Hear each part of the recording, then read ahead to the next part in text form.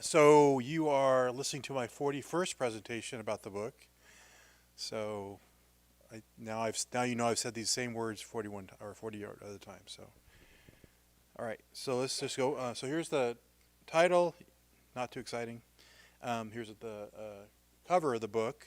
I have some for sale in the back table at the end of the presentation, and they're $25 a piece. And I'm taking cash, Venmo, and credit. I have a credit option now. I am upgrading my game, so I have credit now. They charge me a lot, so I'd rather have cash, but whatever. But the cover is pretty attractive. I think it's very colorful. It's actually a piece of art by a man named Greg Robinson, who's a member of the Chinook Indian Nation, and he's an artist, obviously, sculptor, carver, and then does a lot of public art. And he let me use any of his prints for a pretty good price. So I chose this one because I think it looks more like a valley, kind of rolling valley scene, which I thought was good. So it's very exciting. It's good to go into the history section of any bookstore and see an exciting book rather than black and gray or dingy color, which is normally what you see for a history book. So anyway, so that's always good. It's only been out a few months, and it's already got a lot of acclaim in the valley here. I don't know if it's a small pond type thing, but people like it because they probably never seen anything like it before. And we're now in the third printing. So Hooligan just told me the other day it's the largest seller they've ever had for a book, which I don't know what that means.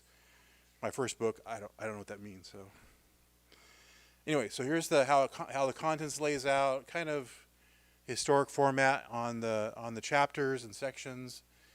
For whatever reason, I decided not to, or just didn't think about it, put chapter numbers. So if you tell me 5th chapter, I don't know what you're talking about. You have to tell me the title.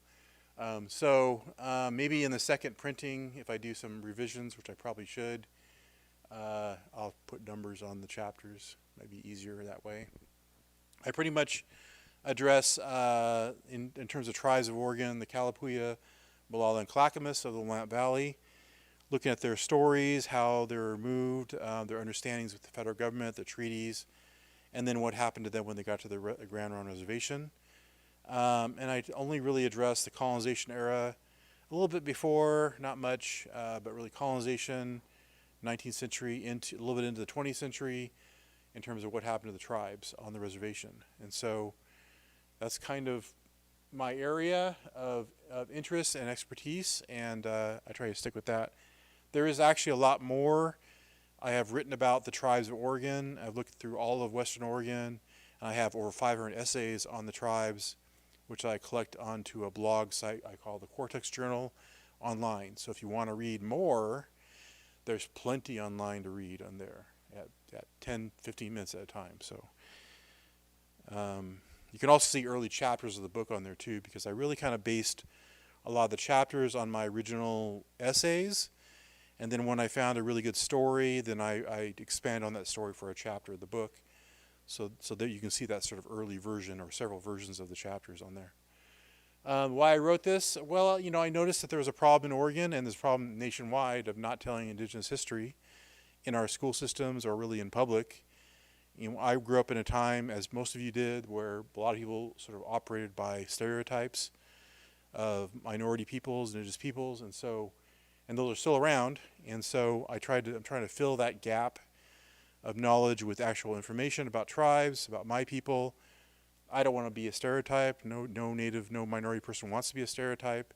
And so because our school systems have yet to really step up and actually offer education about Native peoples' history and culture, we're trying to sort of fill that gap with our scholarship and research. So that's what I'm trying to do here. And this has been a kind of a thing I've been doing, a process I've been working on for several years, including presentations to the public like this. I've been doing these for about 20 years, and I've actually seen a marked increase in people's understanding of Native history since I began working, doing presentations from Portland down to Ashland. And people come to me a little more informed, a little better informed, ask better questions. It's actually getting better because of the work that I and other people like me, the tribes, have been doing. So I also wanted to offer the book from a Native perspective. Native people were kind of ignored by scholars, by historians. For whatever reason, historians don't think they need to talk to Native people about their history before they write the book about them, or didn't in the past. Nowadays that's changing, and so I'm trying to offer a perspective of that same history that we see in our libraries. There's probably 100 books here about history of the United States, history of Oregon, that many of them don't really talk about at all about Native peoples, except for some of the bare details, like there are reservations, like we don't know that, so and things like that. So I'm trying to write the book from a Native perspective, tell the Native story, bring back stories that are sort of buried in history, so that it's part of what we understand about this area. I also want to offer the book from at a level that you could be offered in high school. I mean, some of the stories could be offered in even lower grade levels, and in college. So it's really then accessible from all areas of society. Anybody could read it and can understand it. It's not heavily jargonated. It doesn't have heavy language from anthropology. I could do that, but I decided not to. I have other products that are coming on later on that will be more jargonated, I guess I call it anyway. And then when I presented the manuscript to the press, they asked me, well, yeah, this is kind of boring, so why don't we actually add more stuff to it, more personal perspectives on your encounters with history, because they didn't really, a lot of people don't really know how it feels to learn about their history for the first time. Our peoples at Grand Ronde, all the Native peoples were put onto reservations, or most of us were. And in that process, the federal government tried to work to assimilate us over many generations through boarding schools, through schools on the reservation, through policies which forced people into things like farming or doing something worthwhile in society rather than just being a Native person. And so because of that, they basically did not let people learn about their history and their culture. And they had to sort of give up all that stuff. And so now we're relearning those things for the first time. And it means something special. It meant something special for me when I learned that the Santiam people lived between the forks of the Santiam River, and they thought that was the most important place. They wanted to keep that as a reservation in 1851. So that means that when I drive through that area today, it has a totally different meaning than when I drove through it 20 years ago. It's very special. My ancestors said that was the place their people were buried, their grandfathers and grandmothers were buried, and so that means something very interesting to me, as opposed to maybe other people. So, and those are kind of I have a number of these short essays in there about that sort of personal experience from different areas. And I also want to be very accurate. A lot of the older history books I noticed were kind of loose with their details. They, for whatever reason, some historians didn't go back and check the details, check their math, check the dates, got things wrong. So I wanted to sort of fix that as best I could. Because as you know, as history goes on, more resources are available, you can write better histories, but still, these earlier histories are still up there, still on the shelves, and so some of that stuff needs to be fixed. And so I'm trying to fix it. So here's some of those personal encounters with history. This is me growing up in the Salem area in the 1970s and 80s. I didn't realize that our lifestyle was a result of our family being Native. There was no inherited wealth in the family at all. We held on desperately to a small 1/4 acre piece of property acquired with the GI Bill because we had nothing else. The irony is that our property in Salem was then the original Santiam Kalapuyan territory, one of the tribes I am descendant from, yet we struggled to maintain a normal life only a few generations after our lands were taken away. Our people have lived in Oregon for more than 10,000 years and live well off the land, yet in a short period of time in the 1850s we lost all of our rights and future wealth for generations to come. At some level, we continue to relive that loss with each new generation.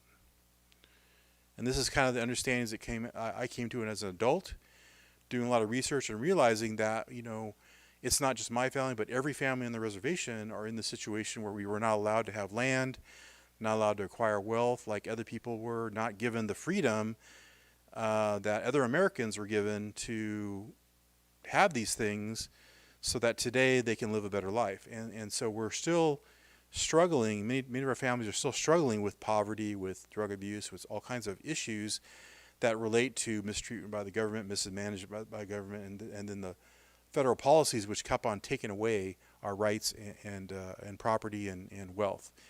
And so that's something I get to in the book numerous times. And it's part of what we study nowadays, and it's called settler colonial studies. This idea that, the actions of the past, the decisions of the federal government of the past affect generations today. We're not necessarily we weren't living free back then. We had a lot of barriers to our free interaction with society. And so that was a problem. So I also try to get around to fixing some of the problems of maybe what people have stereotypes about or misunderstandings about in terms of how tribes disappeared. A lot of folks have come to me and said, well, what about those smallpox blankets? I'm like, well, there's no actual recordings of smallpox blankets ever being around here. There is some perhaps history from 400 years ago on the East Coast, but that doesn't mean they happened here. And then a few years ago there was somebody had brought this notion that there was like a massive war of extermination on the Columbia River, and we don't find any records of that either.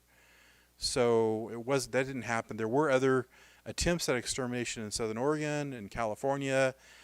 Perhaps you could say that for the Walla Walla area, for various areas, but not necessarily the Columbia River itself. We do see, though, that malaria was a big problem. There's quite a bit of research on how malaria came through around 1830. It wiped out something like 97% of the people. And so we see a huge decline in population from an estimated 16,000 Kalapuyans to maybe less than 1,000 by 1850. And then when they get to the reservation, there's about 600 come to Grand Ronde. So that is a problem. And then later generations do hit other problems, things like influenza, other diseases come through and wipe more people out, especially when they got to the reservation. There seemed to be this time period, the first 5 to 10 years of the reservation, where certain peoples were heavily affected by disease more than others. In fact, there's reports about the Rogue River peoples coming to Grand Ronde and then going to the Sluts Agency, and the agents writing, in a couple of years, these Rogue River people will be all gone because they're fast dying from disease. And that's likely because those Rogue River people that are from the south, from around Medford, Ashland area, they had not been exposed to a lot of the European diseases like people in the north, in the Willamette Valley, on the Columbia had already been exposed to. So they were dying faster on the reservation than Kalapuyans were, who had already gone through at least 1 or 2 phases of disease in the Willamette Valley. So there's that. I'm not going to read all that, but there you go. And then I also go into, in the book, the settler-derived changes on the environment. Let me read this piece. The settlement of the Oregon Territory changed the environment for Native peoples as the valley floor was changed and native plants eliminated. Starvation among the Kalapuyans, who depended on the annual harvesting of these plants for their regular seasonal rounds, was significant. When settlers arrived in the region, they were encroaching and claiming tribal lands as their own. They hunted out the game and plowed and fenced the prairies. These are primary resourceful lands. The tribes gathered roots or dug roots, gathered wild grains and berries, and hunted. The settlers' farming, ranching, and fencing the land caused changes that made life hard for the tribes. Plowing fields destroyed natural food plants like camas and yampa, and livestock like hogs rooted out tubers and roots, while cattle caused erosion. So within about a decade and a half from the time of early settlement in Oregon, settlement didn't begin really in a big way until 1844 with the first Oregon Trail train coming over from the east side. And then as each year progressed, more and more settlers came to Oregon and began taking more and more land. Tribes were okay in the first few years. I mean, they were like, well, just a few people, we're okay with that. They've got cool stuff, you know, they've got like fabrics, and they've got beads, and they've got metal things and guns. These are all really cool things. You need these things. They're wealth items. We want that. And the tribes were also willing to help build farms, help do labor to get these things that they didn't have.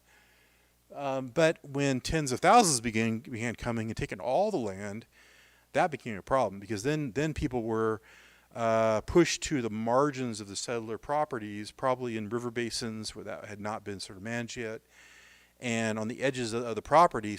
And their food plants, the prairies of the valley, were gone. Much of that was plowed under, so they began to starve. And so we see records of the Kalapuyans and other peoples that are saying that are being called vagrants and thieves in the 1850s, when they seemed to be helpful in the 1840s by building farms. So by that time, the farmers put their fences up. They had cattle grazing, or sometimes sheep out. Much of their land was in crops, and they didn't allow people to cross their fence lines. They didn't like that. They didn't want you to cull their herds. So when tribes began begging for food, they refused to help them. And so when people are starving, what are they going to do? They're going to steal. They're going to steal food. And for that, a lot of times they got shot. They were chased down and shot. Because back then, cattle rustling, horse rustling was not looked on very favorably by settlers, who actually probably didn't have a lot of wealth themselves in the early days. So they were struggling as well. But they at least had food, because they were growing food. Whereas the tribes were having to deal with less and less food, including things like, salmon, hunting. All that stuff was also being done by settlers too, and a little more efficiently with guns. And so all of their food sources are being impacted.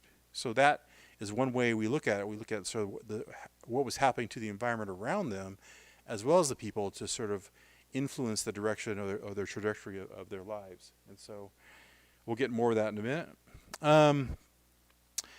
There were a lot of understandings to move the reservation. The treaties were kind of understandings, like contracts, if you will.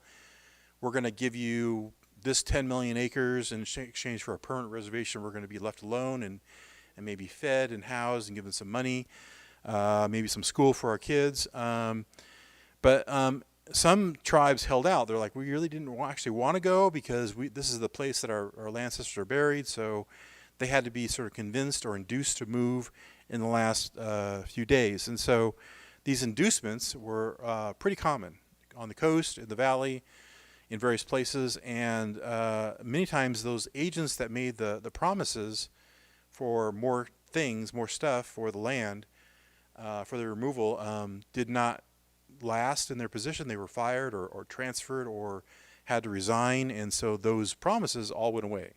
Tribes are not very happy about that.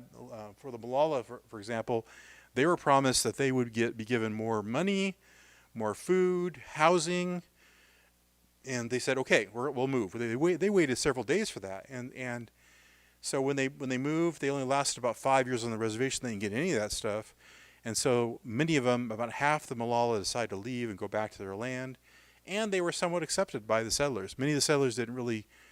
A few didn't really actually want the tribes to move, because they were very helpful in providing labor in the valley. They were the only minority laborers in the valley. So they were accepted back to the area of Molala, helped with the farms, and then when there wasn't enough work, they would move to Oregon City and work in the factories there. So that was a pretty consistent process that I've noticed in the literature. So conditions on the reservations were very bad. Here's some comments that I wrote. On the Grand Ronde reservation for some 20 years, the tribes were not given land to farm, food, or adequate services like health care. Many people died in the first few years, never seeing the promises fulfilled.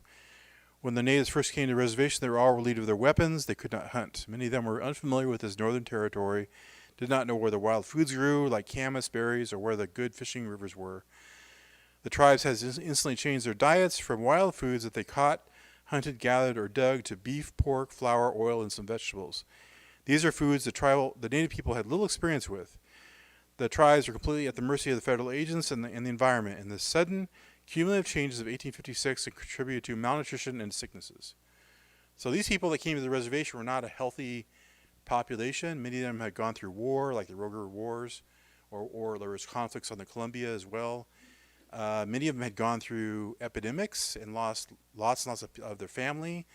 Many people had gone through periods of starvation, like we just talked about. And so they were not very happy. And then when they came to the reservation, having given up all their lands that they know they lived on for hundreds, if not thousands of years, they were forced to eat a new diet altogether. Not having weapons, they couldn't go hunting. There wasn't a lot of good fishing at Grand Ronde, so people had to go over the hill to Salmon River on the coast to fish if they could. And the food supplies from the government were not very consistent. The government would sometimes send food, buy food in the valley, and try to send it overland to the reservations, but we're not talking about highways and freeways. We're talking about trails and wagons and having to expand those trails and get through sometimes a muddy morass to the reservation, and sometimes those food shipments wouldn't arrive. There's even attempts to send food by schooner and land it at the Sluts estuary. And the Sluts, I don't know if you know anything about that, it's not very easy to land a boat there, and it wrecked. And so they lost that shipment of flour, and that meant the tribes had to sort of starve for 3 to 6 months. So this is a pretty consistent problem where there's, if you look through the federal records, there's letters like every single month saying there's no food, there's no money to buy food. The food shipments we've gotten are poor. People are starving. There's a cow over here that's old and worn out. Can we, butcher it and for food for the tribe? I mean, these are constant issues at the reservations, and the agents were saying, if you don't feed these people and house them and keep them well, they're going to leave and cause another problem. So it was a huge problem in the first few years. Up at least 10, 15, maybe 17 years, it was a huge problem on the reservation.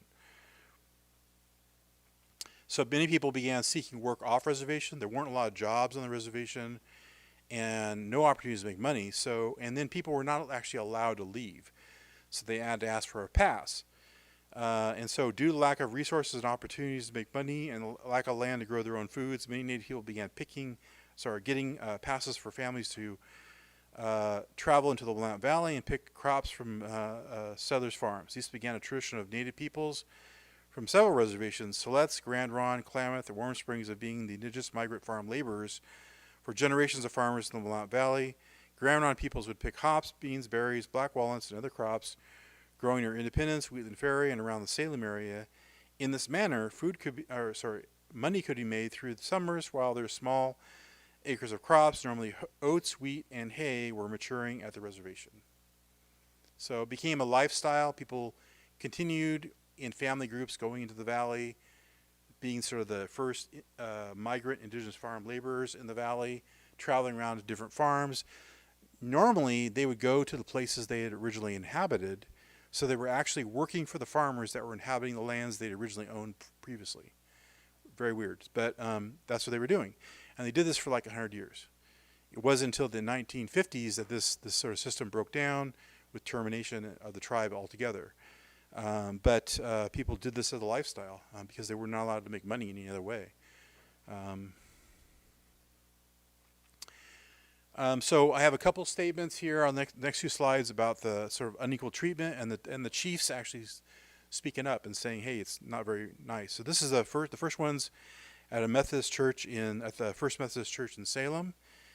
The chiefs of the reservation pushed back against Bruno's words, citing they'd been taught to drink by whites, and everyone seemed to be drinking and gambling anyway, so why stop? They wanted equal treatment. They explained how poor everything was on the reservation. They had no resources, and the promises of land sales and treaty making had not worked. They were still poor while the whites got rich. They revealed that the white Indian agents were not following the laws, and the United States was not appropriately following their agreements in the treaties of giving allotments and funding for the needs at the reservation. This was very interesting because it just shows the chiefs that were there, and there was actually chiefs and leaders from every single reservation in Oregon there at the meeting. They knew what the treaty language said. They were told this would become law. This would be the way it was. And under U.S. law, all treaties become part of the laws of the United States, which means they become part of the Constitution. So all the Americans are supposed to follow the laws, but they were not. He was saying basically, you basically sold us a bill of goods. You took our land. We're not getting equitable resources in exchange on the reservations. Again, in 1872, Chief Louis Neposank and other chiefs of the reservation signed a petition they sent to President Ulysses S. Grant.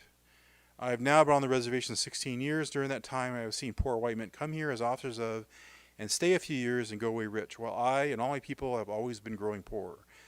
We at first had a great deal of money when we came here in agreement with the terms of the treaty, but my people have never got much benefit from that money. Our superintendents and agents have got all of it, while I have seen my people die for the want of food, just like our horses die in the winter when they have nothing to eat.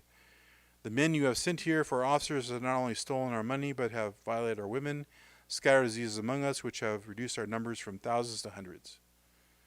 So the chiefs are doing their job. They were speaking up for their people, trying to help do what they could to save their people. Incidentally, around 1872, they actually were beginning to get their first allotments of about 100 acres on the reservation. It wasn't until 1887 that they got more land to farm. Even then, 240 acres is not enough to actually make a living back then as a farmer. So it took them about a generation from the time they got their first land. And then the grist mill and sawmill was fixed, probably upgraded, that they were said to be fully doing all the work on their own. Everybody was working with each other. They were farming everybody's land together as kind of a community, and they were self-sufficient. In the 1880s, it was declared that. So I think they learned that they could not trust the Indian agents, they could not trust the federal government, and they had to do it on their own. So they were doing it on their own, because there wasn't a lot of help from the federal government for them. So much of what I'm doing then is fixing or rewriting history, trying to write the Native perspective in history, trying to bring these other perspectives of people that are Americans just like anybody else into our history books. Growing up in the Willamette Valley and later researching Kalapuya peoples, there were few hints from settler accounts that the Indians lived anywhere other than on the reservations. Many sources address the treaties and removal of the tribes to the reservations, then our history ended. Alternative history shows that Native peoples, even if they had homes on the reservation, had roles to play off reservation as laborers or symbols of American Indian spirit as they adapted to American society. History shows that many Native individuals accepted in their own terms the changing culture, learned to survive, and adapted well while also finding ways to continue their culture and heritage.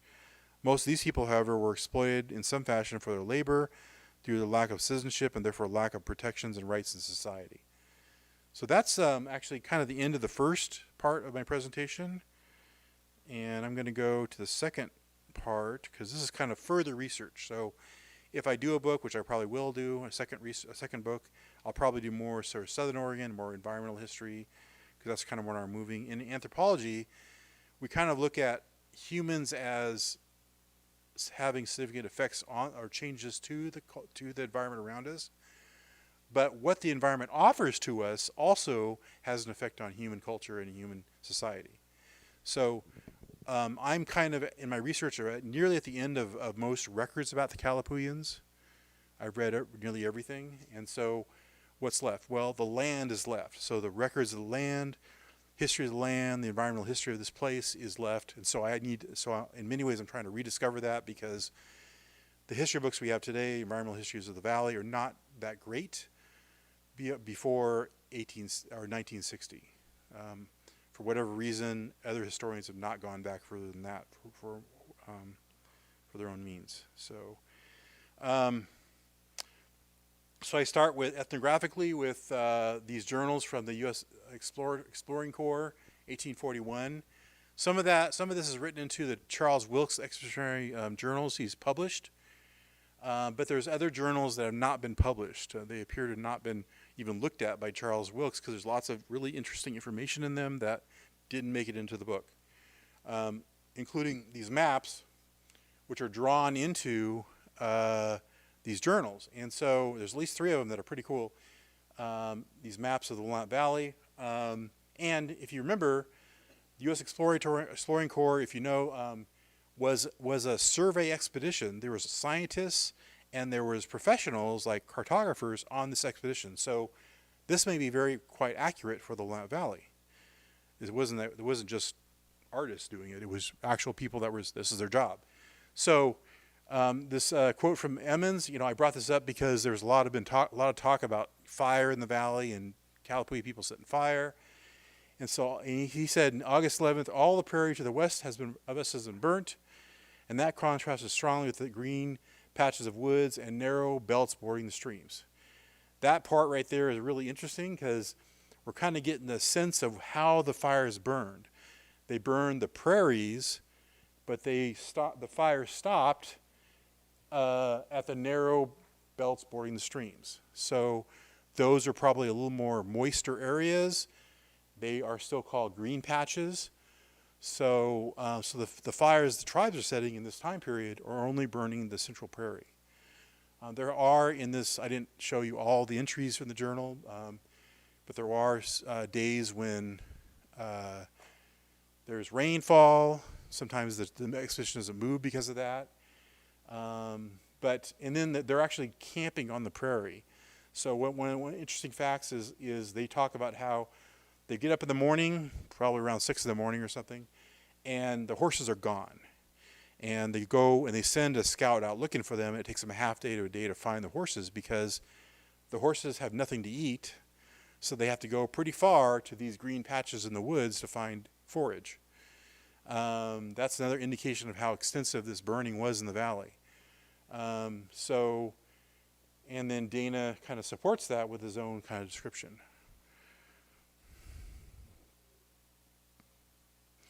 So moving further down south, so this is near the Long Tom River, September 10th, about 3 p.m. They saw a lake they called Lake Lamali. They had, I think, Kalapuya people with them, so they were asking questions. 80 feet in width and 3/4 mile in length and about a foot deep. So this is a structure that we call ponding or swaling in the valley. Something that we don't see very much of anymore because much of the valley has been radically changed by settler farmers. Much of it has been drained off. There's been a process called drain tiling where people have put these drain tiles about 18 inches under the soil, and that allows the water to sort of flow out faster into the creeks and rivers and ditches and stuff. And so farmers have created in the valley pretty much an arid landscape that's way different from what this is supposed to be in the native environment. And so this is very interesting to me because we're talking about fire, yet there's plenty of water here too. And so I was looking at where is the more evidence of this? Well, we have this wet camas prairie out by Rickreall in this GLO map from 1852. So they knew there's lots of camas there, plus it's a giant wet prairie. So that's pretty interesting. And then the Central Valley, we have up by Woodburn, there's a miry swamp or slough. Down by Salem, there's Lake Labiche, which is a giant long lake with all this swaling going off the side of it. We'll talk more about Lake Labiche in a minute. And out by Mount Angel, on the map it says Poison Lake, but I think it's Poisson Lake, which is a French word meaning fish lake.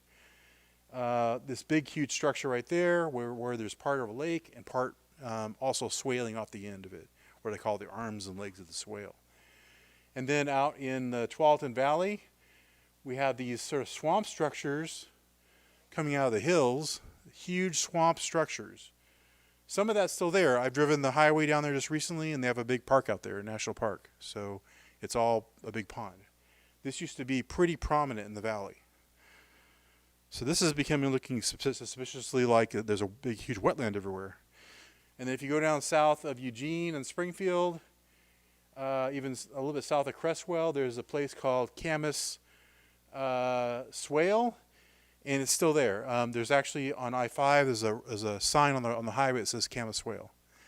It's still there. So, and we have statements about it. They called it Camas Swale, yes, because there was a lot of camas there. You know, the camisar, the little blue flowers come up and sort of tall, and the Indians gather them. And then we have other statements about the environment. The site of Eugene at the time was very wet. Several sloughs across the area, and it was sort of a marshland. So this is way different from my experience in the valley. In my lived experience, and probably most of you, you've only seen a dry, arid landscape for agriculture. So, and then more statements about the Eugene area. I don't know if you want to read these, basically the same thing. And then this is all Springfield, and this means wet bottomland between essentially the McKenzie and the Coast Fork. And this is where Eugene is right here. So this is all wet bottomland where Springfield is. So pretty prominent, right? It's not just West Eugene wetlands, it was the whole thing was wetlands. And in fact, let's see, the story from Huntington and Kinsey says they were always telling Skinner he should build to get higher on the hill because the big water would come and get him sure. He lost all of his livestock, his cattle. He saw all of his livestock, and they were swimming desperately down the river. So he built his cabin up on what's now called Skinner's Butte because of what the tribes told him. But he was letting his cattle, you know, graze on this like swaley area, and then a flood came along, you know, and then the cattle went away. So, so really, then the character of the land and what the tribes told them, the Kalapuyans told him, kind of directed where Eugene was going to be. I also think that was a factor in where Pleasant Hill was chosen to be, because Elijah Bristow chose to not live on the swaley flatland down here. He chose to move upland where there was less swales, less water. So that's where he chose Pleasant Hill to be. This looks suspiciously like most of the valley is wetland, good portion of the year. So this began to intersect with other research I was doing. I grew up in Salem, and in my lifetime, Lake Labiche has never been a lake. It's always been a dry sort of agricultural fields, a bunch of fields, mainly growing onions, nuts there, and blueberries. A lot of that. And so this is Lake Labiche right here. This all yellow is swaling off of Lake Labiche, what I call the arms and legs of the lake. Somewhere down here is Chemeketa Indian School, or maybe down here. So it turns out that the farmers that moved here, and these are all the farmers' properties here, they were trying to grow their crops into the soil as much as possible, because it's called beaver soil, peat soil, really nice black soils, really super nutritious. And but every season there would be rains in the summertime. It would drown out their crops and destroy their crops. They were very upset about that, so they wanted to use all their land, not just a portion of it. So they got some investors from California, the Hayes brothers, to come here, buy 1,000 acres of land for on the cheap.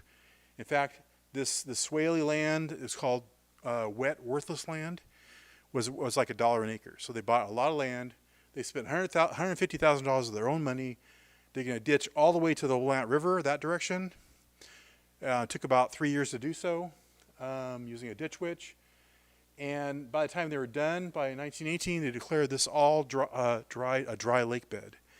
And they turned around and sold some of their money, or some of the land, for a lot of money, because this became the most valuable land in Oregon.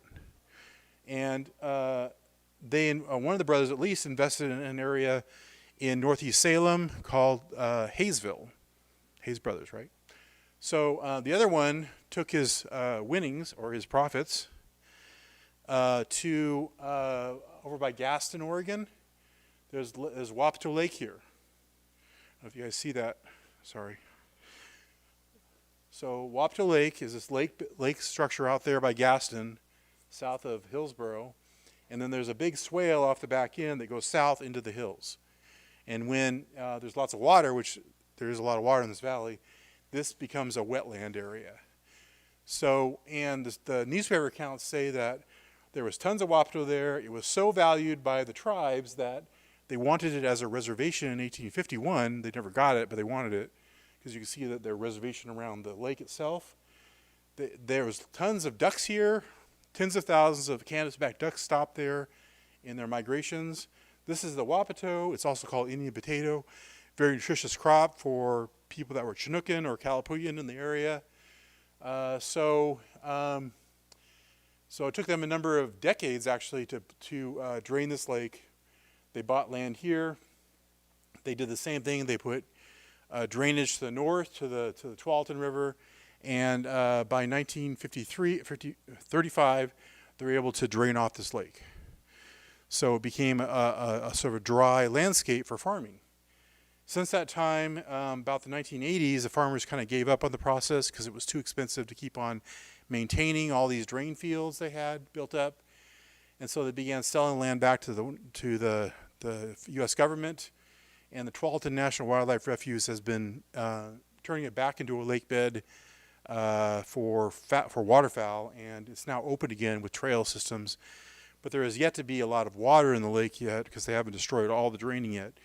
And the tribe, Grand Ronde tribe, is working to help them replant the lake with native plants, including Wapato.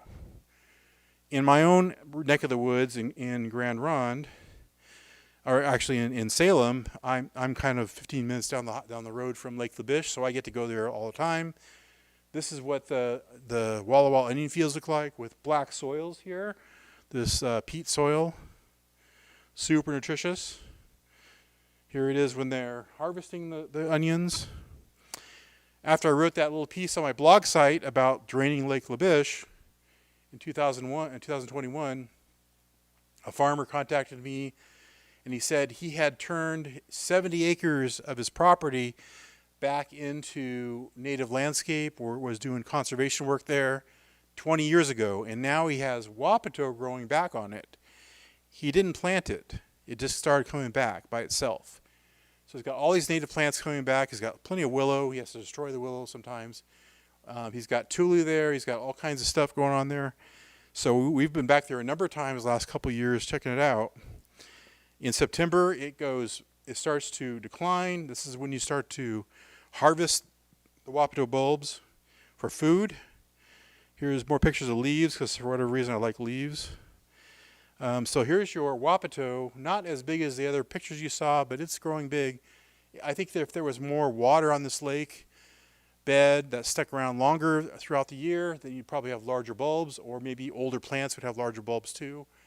But you can see the soil, it's actually black soil. It's like very weird. It's actually a life form. It feels organic. And more pictures of the Wapato, just a few shovelfuls here. I was able to get a lot of Wapato. You could probably make a pretty good meal in just about a half an hour here. And then there's more pictures. This last winter, we had some pretty good rain, and he's been destroying enough the draining on the property that it sticks around a little longer, enough to attract some waterfowl there. Lots and lots of good water there for about a month. And I'm just going to move on to my next thing. So I've also been going out over into the Minto Brown Park in Salem. And this is an older sort of structure here. This is called Farm Field, probably the original field for John Minto. And here are a few native plants here. We have camas here. And then we have juncus growing and lots of camas in the background. I go back there every year and visit there every summer. Here's kind of what it looks like, the trail system. And then 2022, there was a little bit of a rainstorm. And this is what happened for a couple days. This is the swale. This is this ponding we just talked about. And I've read now in some soil science, and apparently the valley has a layer of clay a few inches down throughout the whole valley. And so if you don't destroy the topsoil, you have that layer of clay. The clay creates a water barrier, and so it sticks around for a little longer. So this is what happens in areas where you don't have either drain tiling or drainage happening. And in a couple days, it's gone. Native plants do fine. Crops, not so good. So here's your camas growing really tall in June. This year, 2022, the camas was later. So we're talking into June. This is what the campus look like. Right now, most of the fields are done. We're actually right now going into this year seeding. So here's like late June, still a lot of camas out there, not yet gone to seed. And here's what it looks like now, today. The camas is starting to seed up like this. It dries up and the seeds become available. They just drop because they don't. I don't know what carries them around, but they just drop. So this is my process of relearning the cycle of camas and the cycle of Wapato. Now I've been going back to the Wapato fields every few weeks and watching it grow, watching it how it grows. When I'm now interested when it's going to start flowering this season because I don't know when it's going to happen. So pretty soon, I think. So in the conversation about fire, bringing back cultural fire, and then water, we have a unique situation in the valley here. So lots of reasons to bring back cultural fire, to control fuels, to maybe help the plants out, to help native landscapes. If you have oak savanna or if you have oak and camas areas, this would be absolutely helpful for it to grow and prosper. But we have lots and lots of water in the Willamette Valley as well. And right now, the majority of the valley is structured by farmers who have put in drain tiling, who have put in drainage ditches all throughout the valley and actually drain the water off faster than it should be drained off. So if we're gonna do restoration work, which a lot of people want to do, it's a worthwhile effort. United Nations has said that we need to preserve 1/3 of our land as a native environment to preserve all the animals and plants. The valley right now has like 1 to 2% as a native environment. So we are way past the curve. So we need to now bringing back fire as well as allowing water to remain in some places in order to actually have restoration. Because this is not Northern California, it's way different down there. Our environment is has a lot more rain in it, and so we need to. The plants here are adapted to an environment where there's water and fire at the same time in the same area, sometimes the same day, and so we need to allow that to happen. So I think I'm done, and I think I'll open everything up for questions.